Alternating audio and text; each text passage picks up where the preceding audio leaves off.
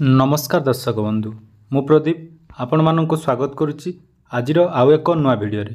तो देखंतु राज्य सरकार तरफ पुणी थरे मिशन शक्ति माँ मान एक खुशीर खबर जहाँकि राज्य सरकार तरफ वर्तमान मिशन शक्ति रे थिबा समस्त माँ मानक आगो को 10 लाख टंका प्रदान करा जिवो।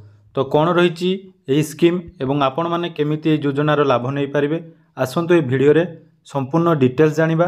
ता पूर्वरु जदि चैनल को प्रथम थर विजिट करछंती तो वीडियो को लाइक करिवे, चैनल को सब्सक्राइब करिवे एवं पाखरे थिबा बेल आइकन को क्लिक करी आगो को आम चैनल माध्यम रे एही परि नुआ नुआ अपडेट पाई परिवे।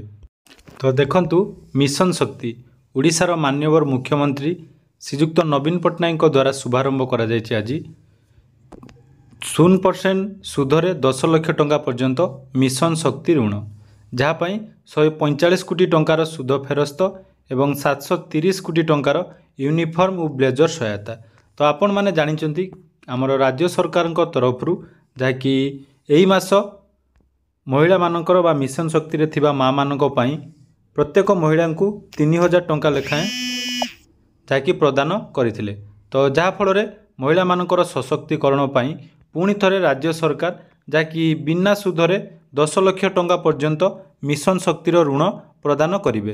तो देखंतु जहाँकि तो ट्विटर माध्यम रे जहाँकि आप देखिपारुथिबे समस्त जिलार जिलापाल एवं संपूर्ण महिला मानकर नहीं बा मिशन शक्ति माँ मानक नहीं आज एक नुआ शुभारंभ करिसेंती आमर प्रधान राज्य सरकार तरफ जहाँकि यही योजना रे आपण माने बिना सुधरे 10 लाख टंका पर्यंत ऋण पाई परिबे।